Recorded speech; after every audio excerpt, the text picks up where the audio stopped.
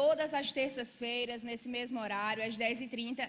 E nós temos 1 hora para conversarmos acerca de um livro. E nós estamos finalizando o ano, né? A gente sempre fica lembrando nesse período daquilo que foi feito, daquilo que nós realizamos.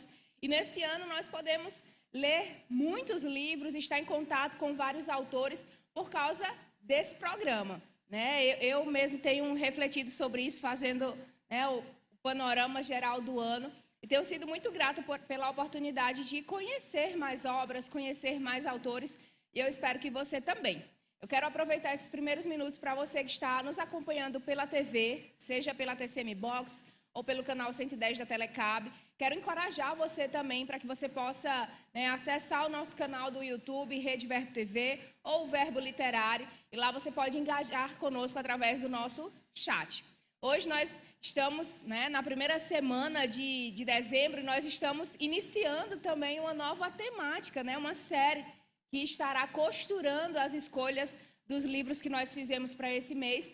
Nós estaremos falando, não poderia ser outro tema, não poderia ser outra pessoa. Nós vamos estar tratando, né, vendo livros, observando livros que falam sobre a pessoa mais importante do cristianismo, a pessoa de Jesus. Então, quero te dar as boas-vindas, quero convidar você para permanecer no programa até o final, né, e ser enriquecido com aquilo que nós vamos tratar. Então, seja muito bem-vindo, quero te dar as boas-vindas. A Vanessa também pedi que ela apresente o livro de hoje. Bom dia, queridos, né? Seja muito bem-vindo. Eu te estimulo mesmo a criar expectativas nesse conteúdo, né? Esse livro, o próprio nome, né? Ele está falando Magnífico Jesus, e como subtítulo, Único, Inigualável e Incomparável. Então, esse livro é um título do pastor Tony Cook, né? Ele tem aí mais de 16 livros publicados, né? Alguns deles em mais de 12 idiomas. Né? O ministro Tony Cook, ele tem, né, um estilo de alguns títulos dele, né, com uma perspectiva histórica, né, professor de escola bíblica, então bastante capacitado para escrever esse tema. E ele começa com algumas recomendações, né, de grandes homens de Deus, uma série delas. É um livro um pouco extenso, né, então algumas partes a gente não vai conseguir se ater, né, de uma forma minuciosa, mas nós estimulamos mesmo você a fazer, né, adquirir esse livro e fazer a leitura dele de uma forma, né, paulatina, de uma forma esmiuçando cada frase, cada conteúdo desse livro. Tem aqui algumas recomendações, inclusive, de Rick Renner. Ele começa, né, com a dedicatória para a esposa dele. O livro todo ele tem 15 capítulos com apêndice, nos quais aí somam mais de 300 páginas. E na introdução ele fala, né, que a última coisa que ele escreveu foi a introdução, né? Ele montou todo o conteúdo, os capítulos, todo o texto, e por último ele fez a introdução. E ele disse que começou a escrever como um admirador de Jesus, um discípulo, um seguidor, e ao escrever o conteúdo do livro, ele ficou extasiado, né, com a oportunidade de estudar e conhecer, né, a pessoa de Jesus, contabilizar os seus feitos, né, como a gente vai ver todo o conteúdo, ver minuciosamente a obra e quem Jesus foi. Ele diz assim: as pessoas não precisam apenas saber a teu respeito, né, a respeito de Jesus. Elas precisam precisam te conhecer. É uma coisa que ele afirmou para si mesmo, né, de tão impactado que ele ficou ao se deter, né, ao estudo da pessoa de Jesus. E aí ele fala aqui, né, ele faz uma pergunta nessa introdução: como poderia alguém ser tão magnífico a ponto de sua vida ser literalmente inigualável, incomparável e sem paralelos? Então, a proposta do livro vai ser responder um pouco desse questionamento.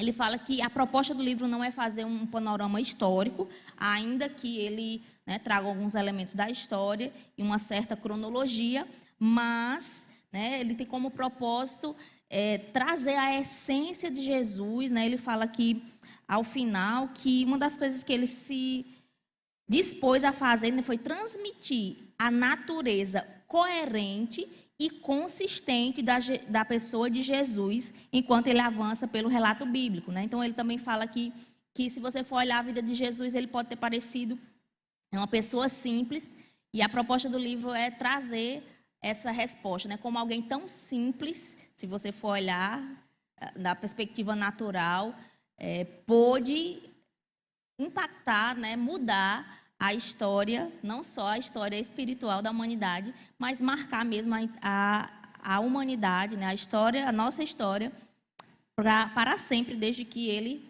se encarnou. Então, nós podemos ir agora para o capítulo 1, o qual tem como título a pergunta mais importante de todas: por que este livro importa? E ele começa com uma frase, diz assim: Jesus Cristo não tem pares, não existe ninguém que se compare a ele, né? E ele traz essa relevância para a vida de Jesus. Como Vanessa disse, né? Mesmo tendo uma vida aparentemente simples, e nós vamos ver Jesus fazendo coisas simples, mas existe, né, coisas no caráter da vida dele, né, aspectos importantes na sua vida que marcaram, né, e que nós precisamos conhecer. Ele diz assim na página 24: se Jesus é um mero mortal, então sua vida e seus ensinos, embora tenham algum valor histórico e moral, não têm significância eterna. No entanto, se ele realmente é o Filho prometido do Deus vivo, então quem ele é e o que ele fez importa mais do que qualquer outra questão na vida e terá ramificações eternas para todas as pessoas da terra. Né? Então, ele traz aqui alguns... Eu não vou pincelar tanto porque nós temos um livro bem denso nesse episódio, mas ele traz alguns aspectos, né, da infância de Jesus e também alguns episódios, né, na sua vida mesmo, né? Ele foi acusado de blasfêmia, né, ridicularizado, vítima de deboche, né? Ele foi acusado também por ser possuído por demônios. Ele foi chamado de glutão, de bebedor, né? E outros aspectos. Teve sua autoridade questionada. E ele termina, né, esse capítulo dizendo assim: ainda hoje Jesus é salvador para alguns e pedra de tropeço para outros. Quem ele é para você e o que você fará com ele, né? Ele traz até aquela frase de Pôncio, né? Que faremos de nós desse, né, chamado Cristo.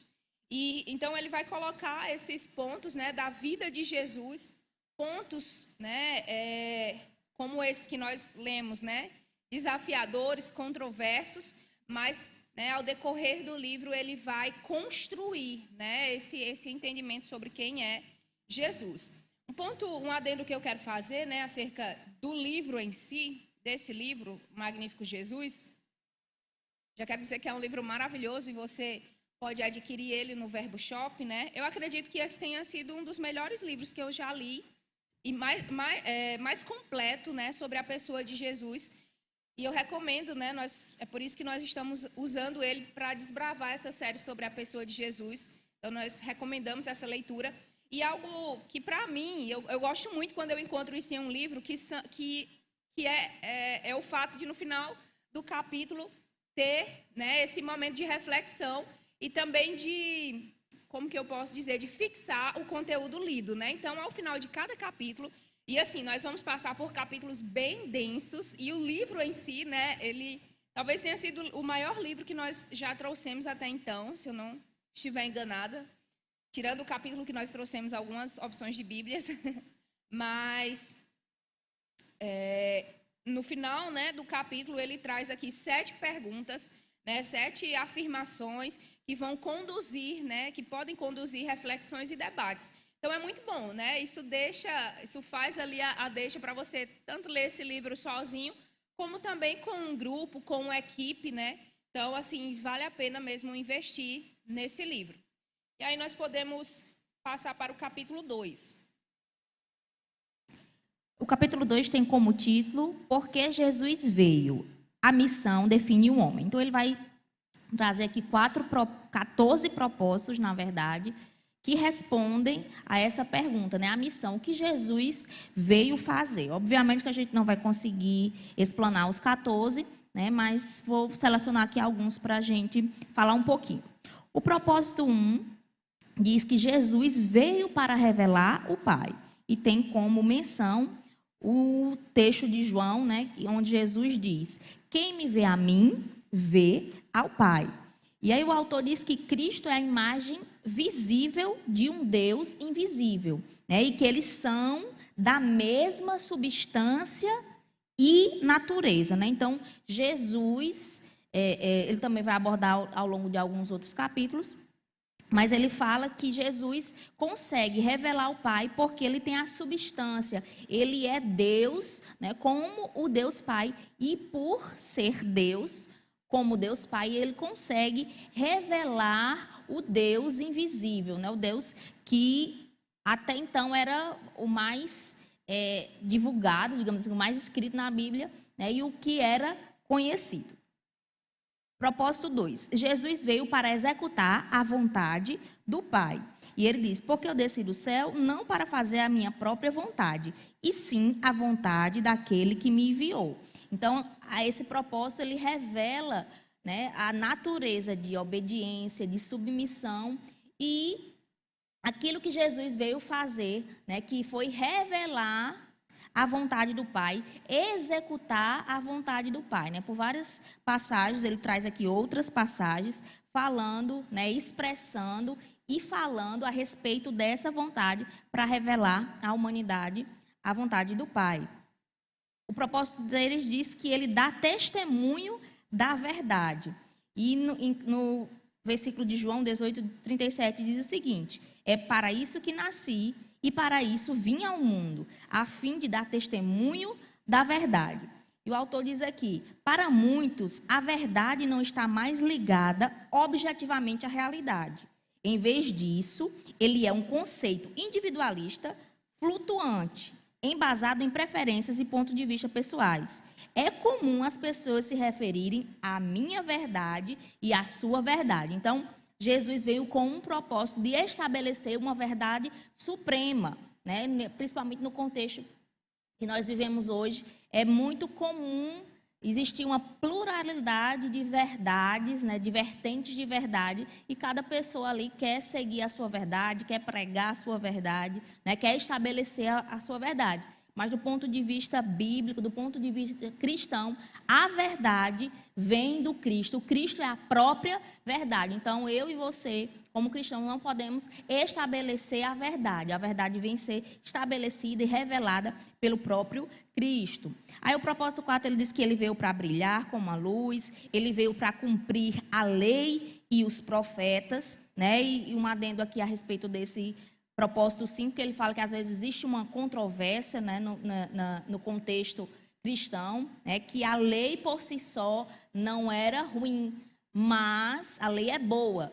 Mas a lei por si só não havia o propósito de trazer edificação, trazer santificação para o homem. Então Jesus precisou vir para cumprir a lei, né? Então Jesus não veio com o paralelo, né, de se opor à lei, porque a lei era ruim. Pelo contrário, ele veio para cumprir tudo aquilo que a lei estabelecia, né, para trazer, né, o entendimento e o cumprimento daquilo que, como humanos, nós não poderíamos satisfazer a lei. Então, ele cumpriu tudo aquilo que a lei pré-estabelecia. O versículo 6 diz que, o propósito 6 diz que ele veio para trazer liberdade e libertação. Ele veio para buscar e salvar os perdidos, né, para salvar os homens. O 8, Jesus veio para chamar os pecadores ao arrependimento. Eu gostaria de ressaltar uma frase que ele fala, né, que ele diz assim: se você pensa que está bem com Deus porque tem sido uma boa pessoa, então para você não existe necessidade de um Salvador. Então, ele veio para trazer arrependimento a todos, porque a palavra diz que todos pecaram e carecem da glória de Deus. Então, se você está nos escutando, não é um cristão, mas entende que salva-se por si mesmo, por conta da sua boa conduta, né? Uma das mensagens e do propósito principal de Jesus Cristo é trazer o entendimento que nós estávamos, né, presos nos nossos pecados e delitos, e que ele é o único e suficiente Salvador e resgatador. Ele veio, né, para entregar a sua vida em resgate por muitos. Ele veio para tirar os nossos pecados, né, o Cordeiro de Deus tira o pecado do mundo.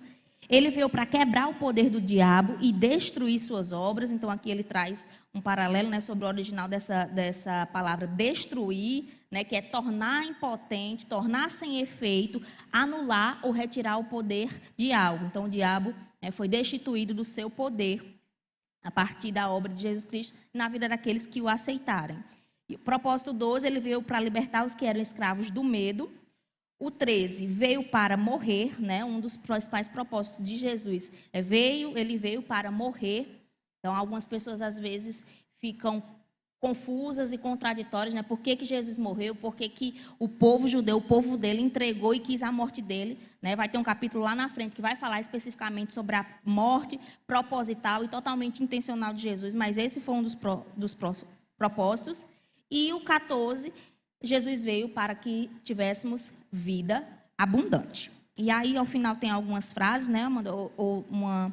Uma outra característica desse livro, né? Que ele traz uma série de citações de grandes homens de Deus, né, sobre essa temática, e ao final também as perguntas para reflexão e debate.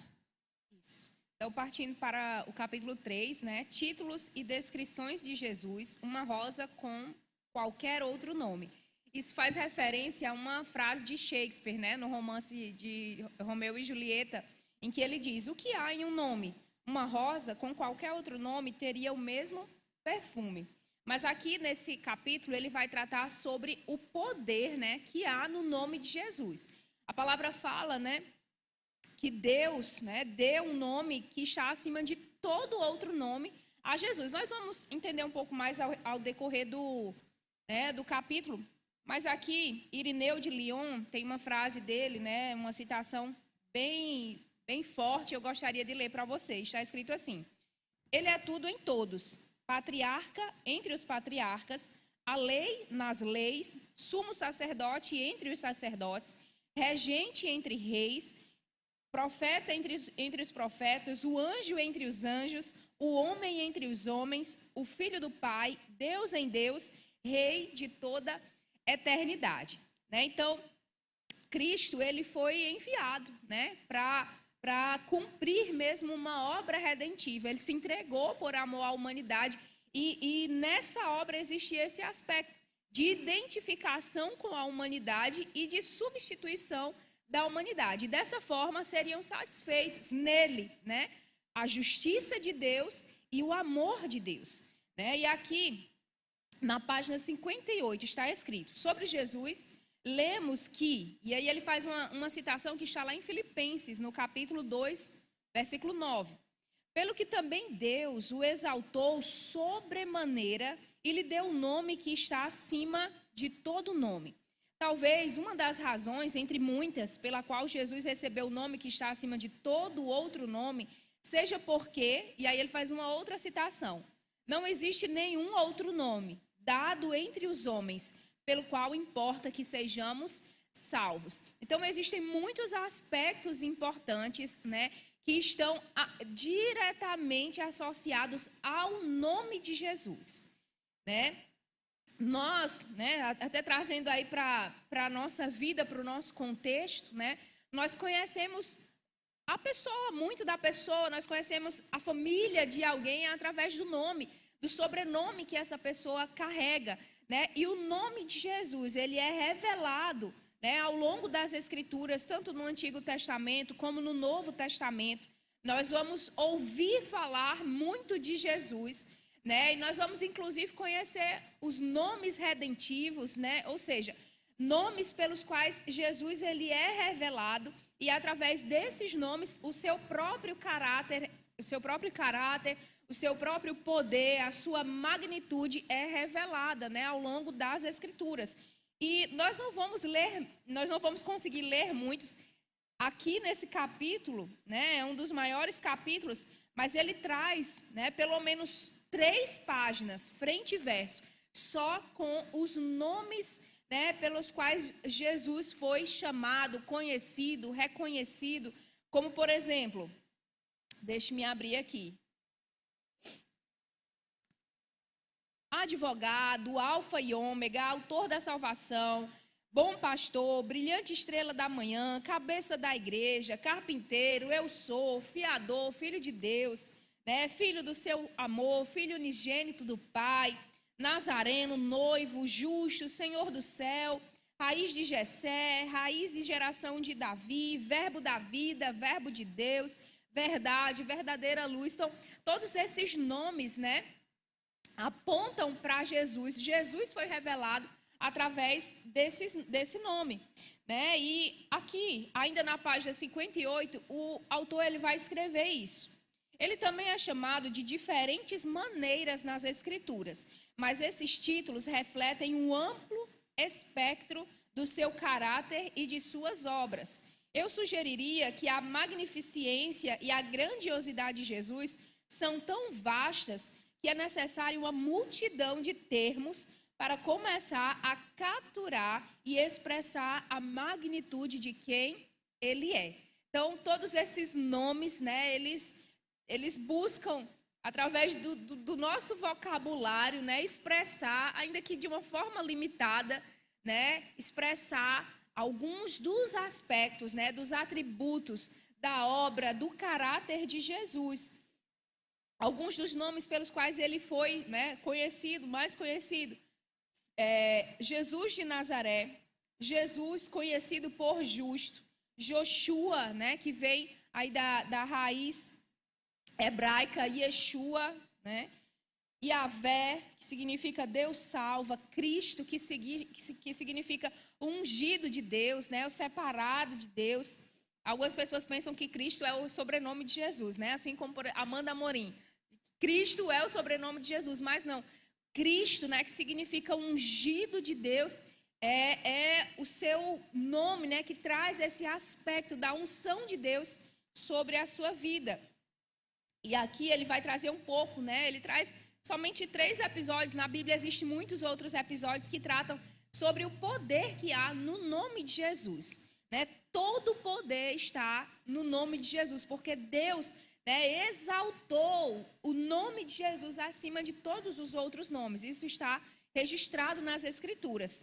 E aí o primeiro episódio que ele traz é o de Pedro, né? Pedro chega ao templo e lá existia uma porta chamada Porta Formosa e lá existia, né, um paralítico que estava lá há muito tempo, né? E aquele paralítico, ele pede, né, algo a Pedro. E Pedro diz, né, pela fé em o nome de Jesus, é que esse mesmo nome fortaleceu a este homem, que agora vedes e reconheceis. Sim, a fé que vem por meio de Jesus deu a este saúde perfeita na presença de todos vós. Então, depois, né, de operar ali cura naquele homem, Pedro ele vai dizer a emblemática frase, né? Não tenho ouro nem prata, mas o que tenho eu te dou. Levanta e anda. E aquele homem, ele se põe firme sobre os seus pés, sobre suas pernas. E aqui Pedro, ele vai, né, dar toda a glória, né, da operação daquele milagre ao nome de Jesus. Outro episódio, quando Paulo falou ao demônio que estava possuindo uma menina, né, um espírito de adivinhação em Filipos, ele diz, em nome de Jesus Cristo, eu te mando, retira-te dela. E ela foi livre. Então, nós temos em um primeiro episódio o milagre, né? O milagre da intervenção na saúde daquele homem, aquele homem sendo curado. No segundo ponto, nós temos a libertação, né, de uma menina. Então, nós já vemos o nome de Jesus operando, né, em 2 esferas diferentes. Na terceira, nós temos Tiago, né, o meio-irmão de Jesus, dando instruções à igreja. Está alguém entre vós doente? Chame os presbíteros da igreja, e estes façam oração sobre ele, ungindo-o com óleo em nome do Senhor. E a oração da fé salvará o enfermo, e o Senhor o levantará. Então, no nome de Jesus, né, nós podemos impor as nossas mãos, né, sobre os enfermos, e eles serão curados, eles serão libertos, né? Então, esses são alguns aspectos, né, do nome de Jesus retratado no capítulo 3. Ele traz ainda outros títulos, né, também mais conhecidos no Antigo Testamento, né? Também traz alguns, ele faz essa diferenciação, né, entre o Antigo Testamento e o Novo Testamento, inclusive também ressaltando o que o próprio Jesus diz sobre ele mesmo.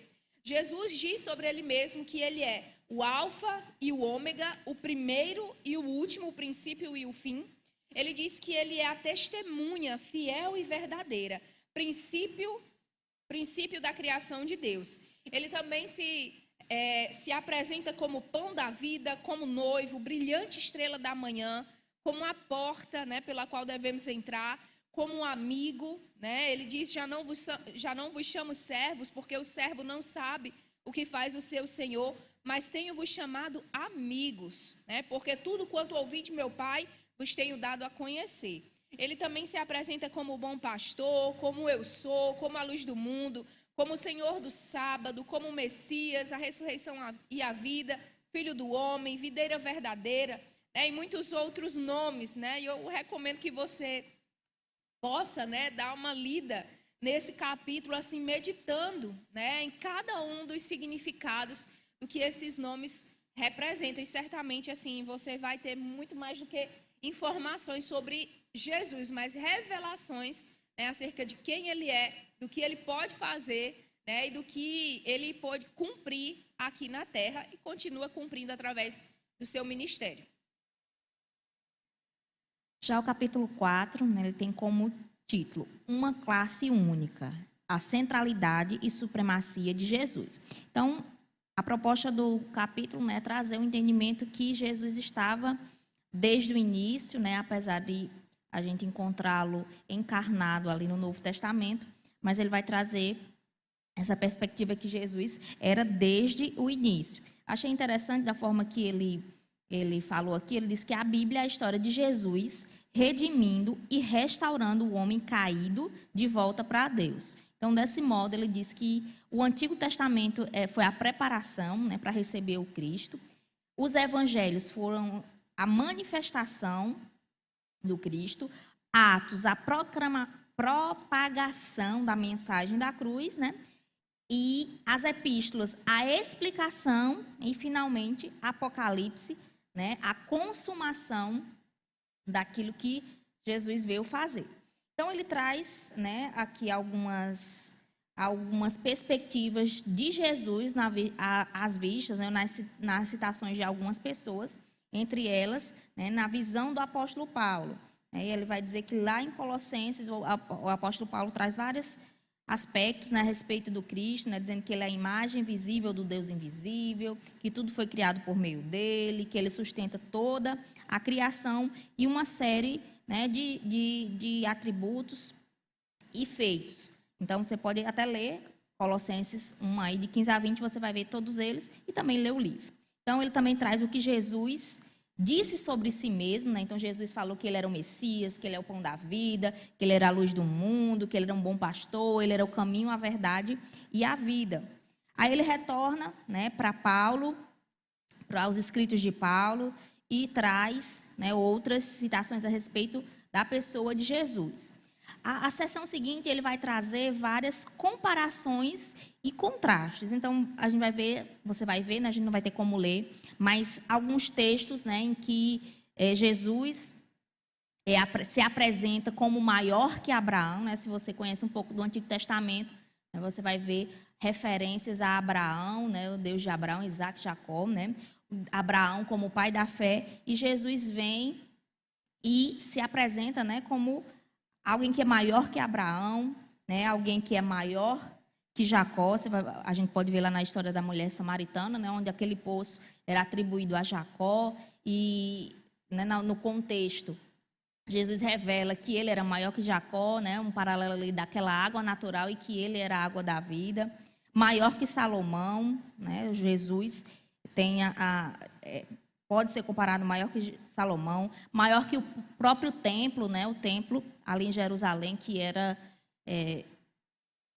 como bem considerado, né? E que Jesus falou que poderia refazer ali aquele templo em 3 dias, como menção do seu sacrifício, maior que o sábado, né? Se você conhece minimamente os costumes judeus, né? A gente sabe que o sábado era um dia que tinha todo um protocolo, né?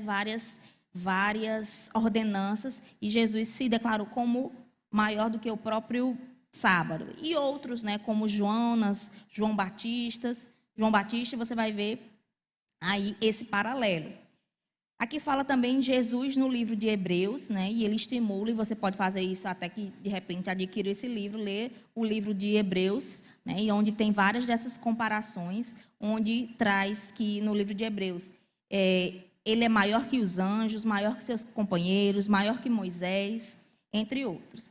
Essa sessão, né, a sessão seguinte, ele fala que Jesus trouxe uma esperança superior, ainda dentro do capítulo, né, de Hebreus 7, 18, 19, né, e ele fala dessa supremacia, dessa esperança. Se você conhece minimamente, depois você também pode ler o livro. Existia uma esperança do Messias, né, e que ali, às vezes, no contexto histórico, o povo não recebeu ele porque esperava um Messias, né, político, um Messias que trouxesse ali uma libertação política e cultural, mas que Jesus veio trazer essa esperança superior mesmo de reconectar o homem a Deus. E aí ele continua, né, falando outros aspectos, que Jesus é a garantia de uma superior aliança, que ele foi um sacrifício superior, o próprio Jesus ele foi um sacrifício superior. Se nós olharmos da perspectiva do Antigo Testamento, né, das ordenanças, dos ritos, os sacerdotes continuamente ofereciam sacrifícios, mas Jesus veio como o próprio sacrifício perfeito, né? Os ritos sacrificiais, eles eram repetidos continuamente, mas Jesus veio, né, e deu-se a si mesmo como um sacrifício perfeito e único. Ele fala também sobre a questão do sangue, né, o paralelo com o sangue de Abel, mas que o sangue de Jesus, ele tem, né, um clamor superior. Ele fala assim: o sangue de Abel clamou por vingança, mas o sangue de Cristo clama por misericórdia. Então, nessa perspectiva, ele faz essa comparação e termina o capítulo 4. Aí podemos seguir para o capítulo 5. Palavras e figuras proféticas, né? Prenunciado. Então, ele vai falar um pouco das palavras proféticas que vemos desde o Gênesis. Não vai dar para a gente falar todas, mas você vai ler o livro, né? As figuras e as palavras proféticas desde o Gênesis, né? Onde nós vemos ali o prenúncio daquele que seria descendente da mulher e que pisaria a cabeça da serpente. E ele traz aqui eu vou falar alguns poucos, né? Que não dá tempo de falar muitos. O Messias será a descendência de Abraão, né? Então ele fala o que foi profetizado, ele traz a lista do que foi profetizado, a referência bíblica e do cumprimento, né? Que o Messias viria da linhagem de Davi, que ele nasceria em Belém, que ele nasceria de uma virgem, que ele seria precedido por um precursor, que no caso seria João Batista, que a unção dele resultaria em libertação, e tem todo o embasamento bíblico, né? A sua entrada triunfal em Jerusalém, na situação em que ele entra, né, montado num jumentinho, ele seria rejeitado pelos homens, ele sofreria, e entre outros. Então, a importância desses marcos proféticos, né, é reafirmar, mostrar que desde o prenúncio que viria o Messias, né, o Filho de Deus, e o cumprimento desses detalhes, né, que você vai ver lá no Antigo Testamento, todos esses detalhes, o cumprimento,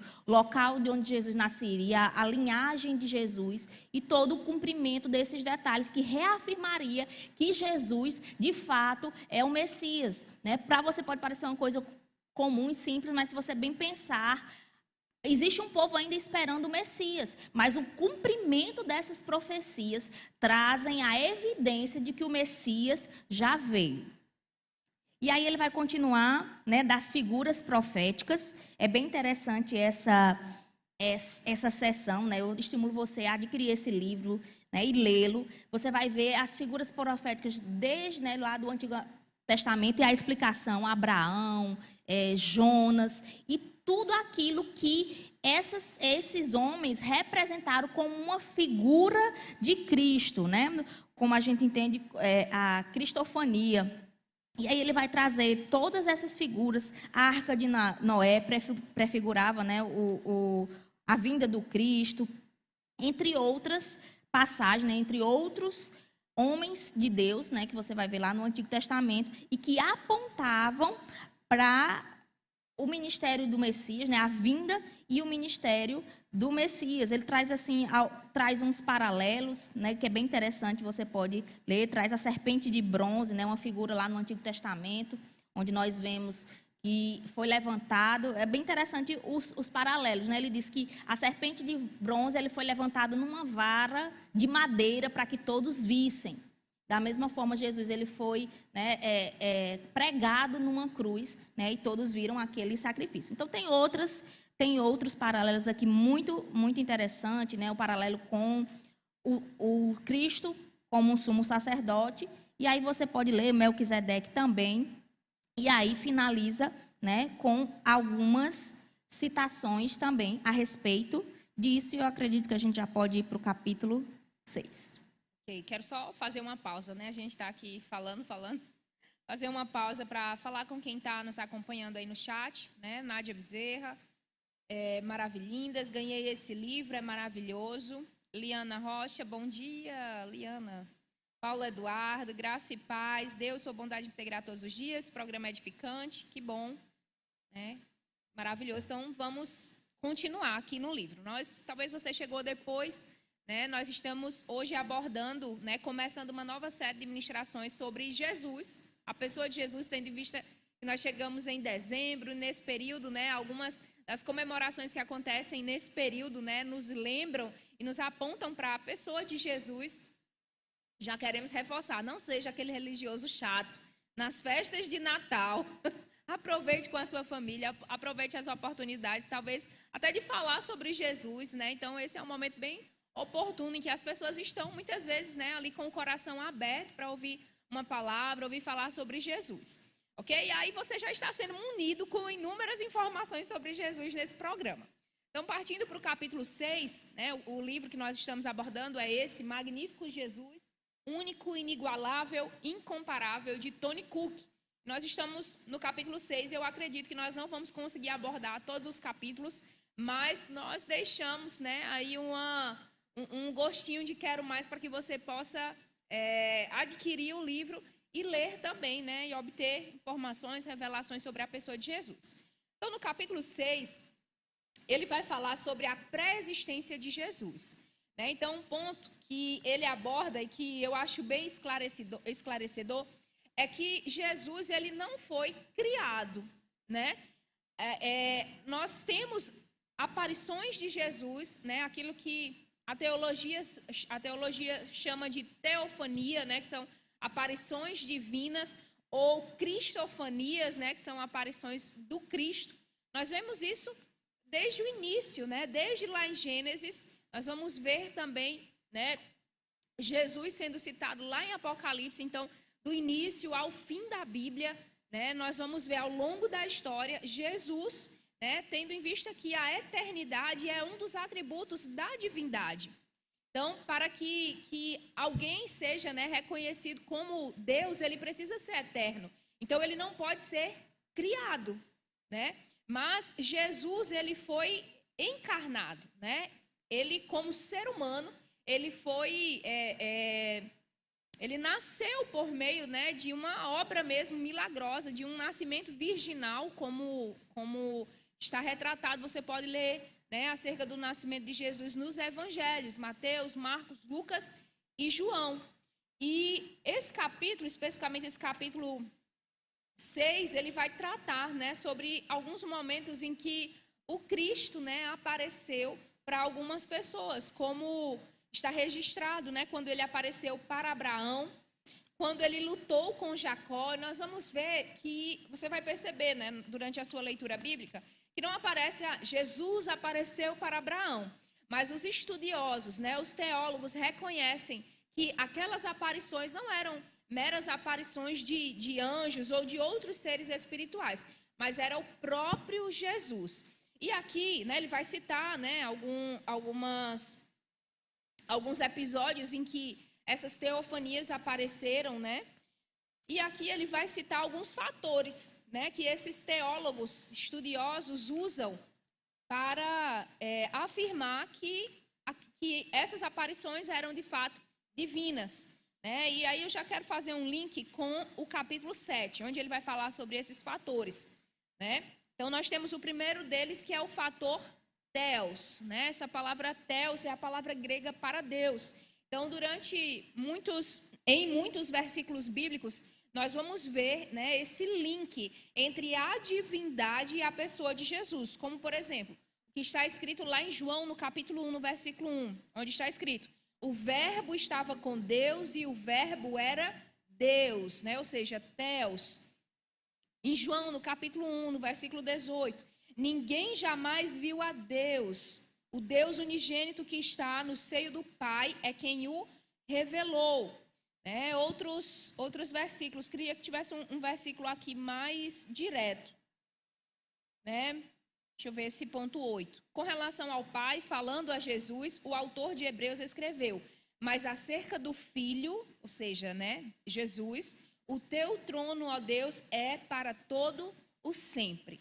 Então, a própria palavra, a Bíblia, reconhece a divindade no Cristo, em Jesus.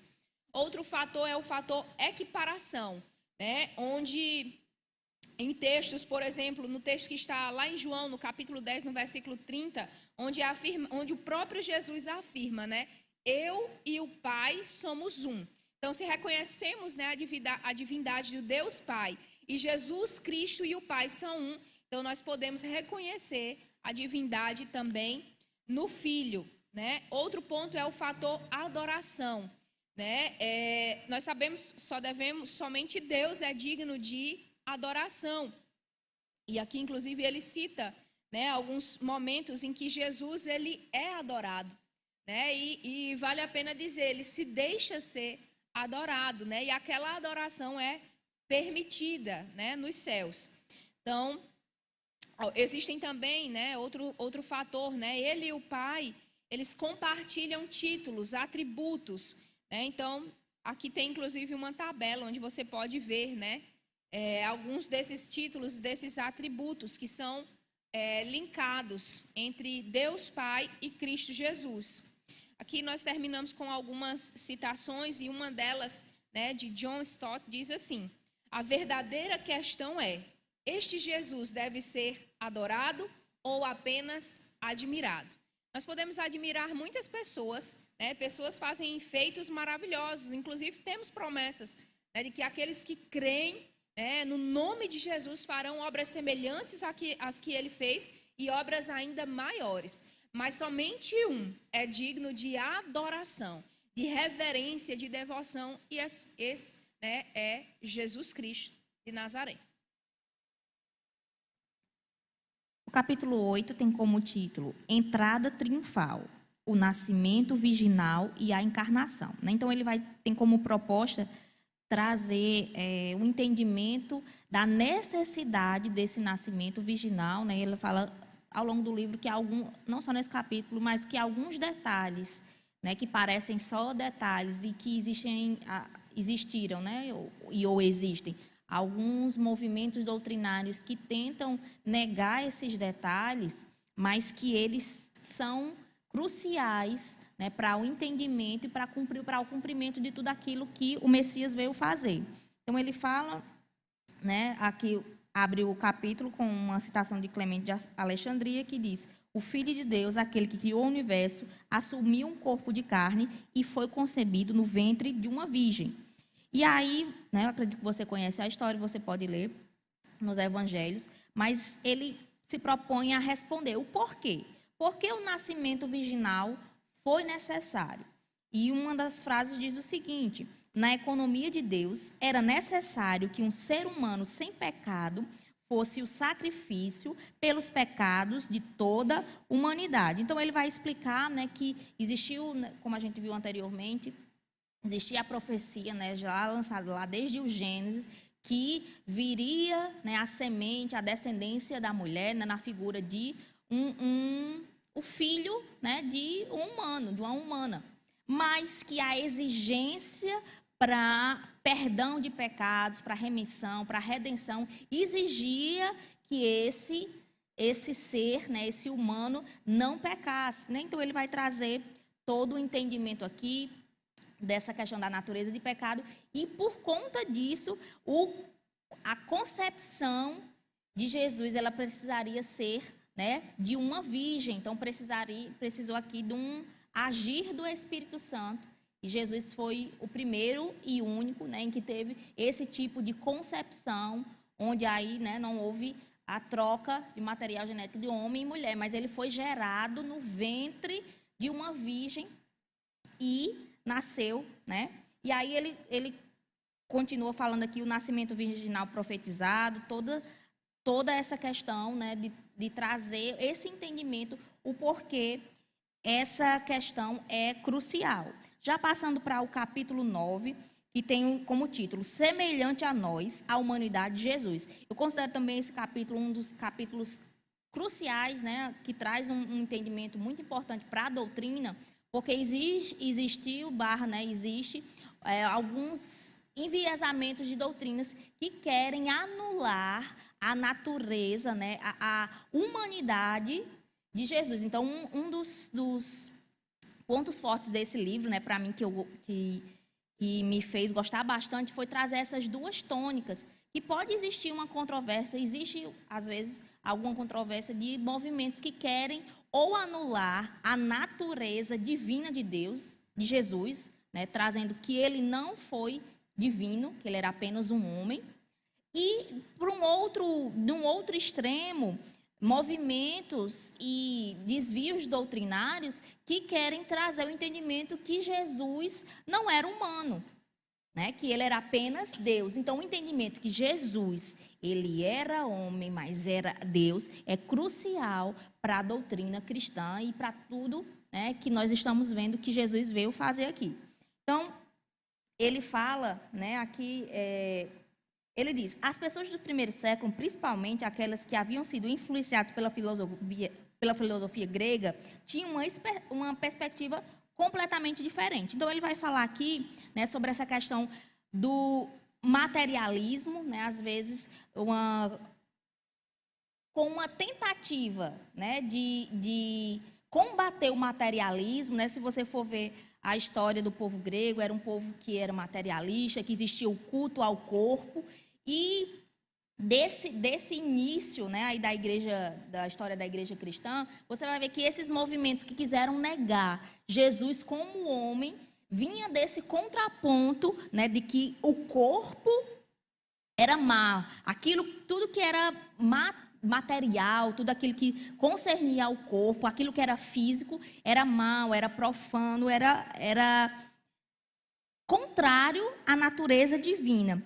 Tem uma frase bem interessante, deixa eu ver se eu consigo ler exatamente como ele diz, que ele traz esse entendimento, né, que a vinda de Jesus e esses aspectos de Jesus vir como homem não veio, né, para desprezar o corpo, mas para trazer uma santificação, e que existe uma função para esse corpo, né? Hoje ele ainda não foi restaurado, né? Não foi glorificado, mas ele até fala que Jesus, quando ele reapareceu mais lá na frente, né, sobre a ressurreição, ele reapareceu no mesmo corpo ainda glorificado. Mas entender, né, eu estimulo você mesmo, ele vai trazer os pontos, né, Jesus como homem, e em relação aos milagres, como é que Jesus era homem, e como é que eles faziam, como é que ele operava esses milagres, se ele operava os milagres como Deus, com todos os seus atributos, ou como um homem, né, ungido pelo Espírito Santo. Então ele vai trazer esse entendimento, né, de que Jesus operou milagres, e que o ministério de Jesus e a evidência, né, da unção sobre a vida dele só aconteceu após o seu batismo. Então, estimulo mesmo você a ler esse capítulo, que é crucial para a doutrina cristã. E aí ele vai falar sobre a aparência de Jesus, né? Outras evidências que trazem, né, a certeza de que Jesus veio como homem. E segue para o próximo capítulo. Então, aqui o autor já abordou, né, sobre o nascimento, sobre a pré-existência de Jesus, o nascimento virginal, também sobre o aspecto, né, de humanidade que estava sobre Jesus. E aqui no capítulo 10, ele vai falar sobre a morte de Jesus. Né? Está escrito assim: foi o amor que motivou o esvaziamento dele de si mesmo, que o levou a se tornar um pouco menor do que os anjos, a estar sujeito aos pais, a curvar a cabeça sobre as mãos de Batista, né, João Batista, a suportar a fraqueza da carne e a se submeter à morte, mesmo sobre a cruz. Então, todo esse capítulo ele vai tratar, né, sobre aspectos da morte de Jesus. Primeiro ponto, a morte de Jesus foi pré-planejada e intencional. Então, nós já falamos, né, que muitas profecias, né, a lei e os profetas apontavam para Jesus, para a obra de Jesus, inclusive para o tipo de morte de Jesus. Então, isso foi pré-anunciado, né, isso foi intencional. Né? Outro ponto, Jesus predisse a própria morte repetidamente, inclusive no fatídico momento, né, em que ele está compartilhando e Pedro, né, tenta livrar Jesus, certamente até mesmo pessoas que não são cristãs, não são evangélicas, né, talvez nunca leram a Bíblia, mas conhecem esse momento, né, em que Jesus repreendeu Pedro, logo depois de ter compartilhado, né, que ele haveria de sofrer, haveria de morrer, e também, né, o repreende porque Pedro quis livrar ele desse momento. A morte de Jesus foi voluntária, né? Eu gosto muito de uma frase que ela é uma frase bem conhecida, né? Ela diz que não foram os cravos, né, que pregaram Jesus na cruz, mas foi o amor. Ele se deu, né, como Cordeiro de Deus, como uma oferta voluntária a nosso favor, né? Lá em João, no capítulo 10, versículo 17 e 18, está escrito: por isso, o Pai me ama, porque eu dou a minha vida para a reassumir. Ninguém a tira de mim, pelo contrário, eu espontaneamente a dou. Tenho autoridade para a entregar e também para reavê-la. Este mandamento recebi do meu Pai. Então, né, nós inclusive podemos ver outros momentos em que Jesus ele foi exposto à morte, mas ele, né, ali de uma forma, ele saiu daquela circunstância porque ainda não era o tempo. Né? Então, ele mesmo se deu de uma forma voluntária. Outro ponto, a morte de Jesus foi substitutiva. Né? E ele diz assim, um substituto é simplesmente alguém que toma o lugar de outra pessoa. Né? Então, nós podemos ver isso nos esportes, no futebol, por exemplo, quando algum dos atletas ali, né, precisa de um substituto. Né? Então, o treinador daquele time, por exemplo, vai prover, né, um substituto. E Jesus Cristo, né, ele foi a provisão de Deus para nos substituir. Né? Então, a pena que recairia sobre nós, recaiu sobre ele. Né? A palavra fala que pelas suas pisaduras nós fomos sarados. O castigo, né, que nos traz a paz estava sobre ele. Então, a morte dele foi substitutiva. Né? Esse é um ponto bem importante. E aqui, né, outro ponto, a morte de Jesus foi eficaz, né? O sacrifício perfeito. É por isso, né, quero fazer um adendo também nisso. Nós não precisamos mais de outros tipos de sacrifício, não precisamos de derramamento de outros tipos de sangue, né? Porque o sacrifício de Jesus foi perfeito. E falando dessa forma, parece distante, mas ainda hoje existem religiões, né, que elas são fundamentadas em sacrifícios. Né? Então, nós entendendo isso, né, do ponto de vista cristão, nós não precisamos mais confiar, nem tampouco depositar a nossa fé sobre outros tipos, né, de sacrifício e derramamento de sangue, porque o de Cristo foi suficiente não somente para nós, mas para toda a humanidade. Né? Então, nós temos aqui alguns outros pontos, né, acerca da morte de Jesus, né? E no que isso esteve incluso, às vezes a gente passa por cima, né, e diz, Jesus foi crucificado. Mas existiu uma série, né, de eventos, né, de coisas, né, que aconteceram com ele, com o corpo dele, com a alma dele, né, que estavam embutidos ali no sacrifício. E alguns que ele coloca, né, cusparadas venda nos olhos, socos, tapas, abusos verbais, açoites, zombarias, né, espancamentos na cabeça com uma vara, carregar a cruz, ser pregado à cruz e crucificado, blasfêmia, zombaria, entregar o espírito e morrer. Eu sei que essas coisas são muito pesadas, né? A gente vai lendo e vai sendo quase oprimido pelas informações, né? Comprimido, vamos dizer assim, pelas informações, mas sabe, gente, ler essas coisas, isso faz parte da história de Jesus, isso faz parte da história da humanidade, deve produzir em nós um temor, né? No efeito e na importância do sacrifício de Jesus. Isso deve gerar em nós um temor para não pecar, né? E não estar associado com aquilo, né, que levou Jesus à morte, né? Então, é bem importante, particularmente, né, embora seja bem difícil digerir informações como essas, né, acerca daquilo que estava embutido no sacrifício de Jesus, existe também eu gosto de estar em contato com essas coisas, porque elas me lembram, né, da magnitude, da profundidade, né, do volume mesmo do amor de Jesus por nós, né, se entregando por nós mesmos, né, em nosso favor, nos substituindo. Então, passando aí para o próximo capítulo, capítulo 11, vitória absoluta, a ressurreição e a ascensão de Jesus. Eu havia marcado algo aqui para ler acerca desse capítulo e nós vamos, né, passar por eles e pelos demais já na velocidade 2.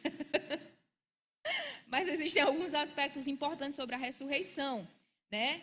Primeiro ponto, a ressurreição provou a filiação divina de Cristo e foi designado Filho de Deus com poder, segundo o Espírito de Santidade, pela ressurreição dos mortos. Então, a ressurreição dos mortos, né? Jesus sendo trazido ali da morte para a vida, prova a sua divindade, né? A sua filiação divina. Outro ponto, a ressurreição de Jesus garantiu a nossa justificação. Está escrito, o qual foi entregue por causa das nossas transgressões e ressuscitou por causa da nossa justificação, né? Então, a sua ressurreição, né, selou a nossa justificação. Outro ponto, Cristo ressuscitou para nos dar um novo nascimento e esperança. A ressurreição de Cristo é protótipo e garantia da nossa futura ressurreição. Então, existem aspectos bem importantes e bem densos. Nós não vamos conseguir abordar eles aqui, mas você pode ler, né, de uma forma mais intencional aí ao adquirir o livro. Podemos ir para o capítulo 12. Tem como título Agora e para sempre. A obra de Jesus nos nossos dias e no futuro. É interessante, né, ele falar que ele tem uma frase que ele diz bem assim, parafraseando, né, que Jesus, existe a menção, né, de que Jesus foi assunto ao céu e sentou-se, né, à destra do Pai. Ele diz que Jesus não sentou, né, para descansar, não sentou porque está aposentado, mas porque ele está em uma posição e que existe um ministério de Jesus hoje. Então, esse capítulo ele vai trazer, né, após a ascensão, qual o ministério de Jesus hoje, ele vai especificar. Eu vou só mencionar alguns aqui para que você possa lembrar, né? Diz que Jesus está operando hoje como advogado, intercessor e sumo sacerdote. Então, a morte e ressurreição de Jesus, ela teve um propósito, mas Jesus ainda hoje está cumprindo, né, o seu propósito. O tópico 2 diz que ele é o nosso pastor, ele está nos pastoreando, ele é o cabeça da igreja, obviamente que ele vai trazer aqui todos os versículos que trazem esse embasamento, né? Então, hoje, como igreja, estamos atuando aqui nessa terra e fazendo a vontade do Pai, mas Cristo é o cabeça da igreja. E Jesus está operando hoje como aquele que nos cura. Jesus é o sustentador e o nosso aperfeiçoador. E esse é o último tópico, então você pode ler, né, de uma forma mais minuciosa. O capítulo 3 também tem uma relevância doutrinária, digamos assim, bem interessante. Tem como proposta, como título, né, Deus em três pessoas, bendita Trindade. Então, ele vai trazer, né, a doutrina, o ensinamento sobre a Trindade, né, de Deus. Ele até começa falando, né, como que se fosse algo óbvio, né, a Trindade, mas a gente sabe também que existe aí algumas vertentes doutrinárias que creem, né, num Deus único, né? E a partir do momento que você crê num Deus único, você não crê na completude daquilo que a Trindade opera. Então, a proposta desse capítulo, né, trazendo as menções, né, e a atuação da Trindade no Novo Testamento. Então, ele vai trazer uma listagem, né, de como nós podemos ver, né, provar biblicamente a Trindade, né, Deus Pai, Deus Filho e Deus Espírito Santo. Que aí, como a gente já falou, você pode, né, aí ler e ver, né, que Deus, ele se manifesta em 3 pessoas. É um Deus trino. E aí a gente já pode passar para o restante, capítulo 14 e 15. Então, pronto. Eu vou fazer um link entre esses 2 últimos capítulos para a gente ganhar tempo, né? O capítulo 14, ele vai tratar sobre a adoração, né? E, assim, eu acho interessante esse capítulo estar posto no final do livro, porque, diante de todas essas informações, né, informações sobre a pessoa de Jesus, sobre a humanidade de Jesus, mas também sobre a divindade de Jesus, todas essas informações, elas, de alguma forma, nos encurralam para uma decisão de adorá-lo ou resisti-lo, né? Então, diante de todas essas informações, né, diante da revelação que a própria palavra de Deus coloca para a gente, expõe para a gente, nós precisamos tomar essa decisão, né, de adorá-lo, no caso, né? Como o próprio Deus dizendo ali, né, no Pentateuco, né, coloco diante de vocês vida e bênção, né? Maldição e bênção, vida ou morte, né? E aí ele ainda faz a deixa, escolhe, pois, a vida, escolhe a bênção, né? Então, diante de todas essas informações, diante, né, da revelação do Cristo, nós precisamos, né, tomar essa decisão de adorá-lo, de nos prostrarmos mesmo, de nos humilharmos, né? Entendendo que esse conceito de humilhação não é nos desprezar, não é nos denegrir, mas de nos submeter mesmo, né? Debaixo do seu senhorio, debaixo do seu poder, né? E viver mesmo a vida que está proposta para os filhos de Deus. Então, aqui ela fala, ele vai tratar um pouco sobre a adoração através dos cânticos, né? E vale a pena ressaltar que a adoração, ela precisa perfumar toda a nossa vida, toda a nossa existência, e inclusive naquilo que sai das nossas bocas, seja nas falas, nos cânticos, né, nos louvores. E o 15º capítulo termina com os tributos ao mestre, né, maravilhados diante do Senhor. Eu não vou ressaltar esse ponto, você pode ler depois, mas eu quero terminar somente com a último ponto que ele traz no livro, que é: diga sim a Jesus. Então, diante de tudo isso que foi exposto, né, nós precisamos dizer sim a Jesus. Imagina que alguém lhe traz um grande presente, a não ser, mesmo aquilo sendo grandioso, mesmo aquilo sendo maravilhoso, mesmo aquilo sendo gratuito, voluntariamente dado a você, é necessário que você receba. E a salvação, ela pode ser resistida, mesmo sendo grandiosa, mesmo sendo gratuita. A salvação é gratuita, você não precisa pagar um boleto, você não precisa subir uma escadaria, você não precisa sacrificar galinhas, bodes, bois. Ela é gratuita, ela já foi promovida por Jesus, não somente pela minha vida, pela vida de Vanessa, pela vida da pessoa mais certinha que você conhece, mas para toda a humanidade.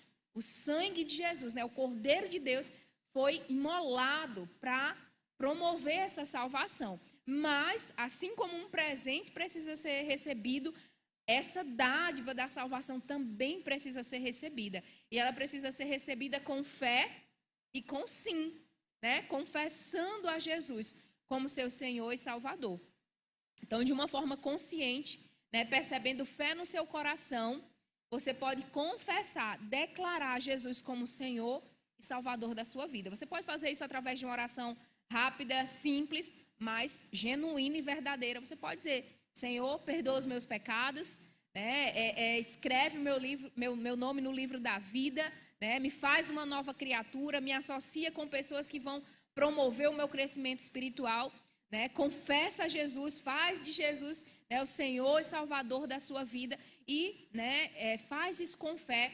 E aí você vai mesmo experimentar do maior milagre de todos, que é tornar-se uma nova criatura. A palavra fala que todas as coisas são feitas novas, né? Inclusive a sua condição espiritual. Você passa a ser alguém desassociado de Deus, você passa a ser membro da família de Deus, filho de Deus. Amém? Então faz isso em um momento oportuno, se você ainda não fez. Envia também esse programa para alguém que tem dúvidas sobre a pessoa de Jesus. Eu tenho certeza que ela vai conseguir absorver algo desse programa, ou presenteie essa pessoa com um livro, né? Eu acredito que você vai ser ainda mais assertivo. Então, querido, nós queremos nos despedir. Vanessa, tem alguma consideração? Não, só ler aqui o comentário de Juliette, né? Que ela colocou: esse livro com certeza irá para a lista de leitura de 2026, né? Então, segue aí o exemplo de Juliette, o conselho de Juliette também faz isso. Certamente você vai ser muito enriquecido. Show! Então, pessoal, nós encerramos o primeiro episódio sobre a pessoa de Jesus. Nós estaremos com mais outros 3 ou 4 livros. Não lembro se esse mês tem... São 4. São 4 terças-feiras. Então, nós teremos outros 3 livros sobre a pessoa de Jesus, sobre a obra de Jesus. Está imperdível. Você não pode ficar de fora. Também não pode deixar outras pessoas de fora. Então, convida pessoas para assistir esse programa. Nós nos despedimos de você. Até a próxima terça-feira. Tchau, tchau.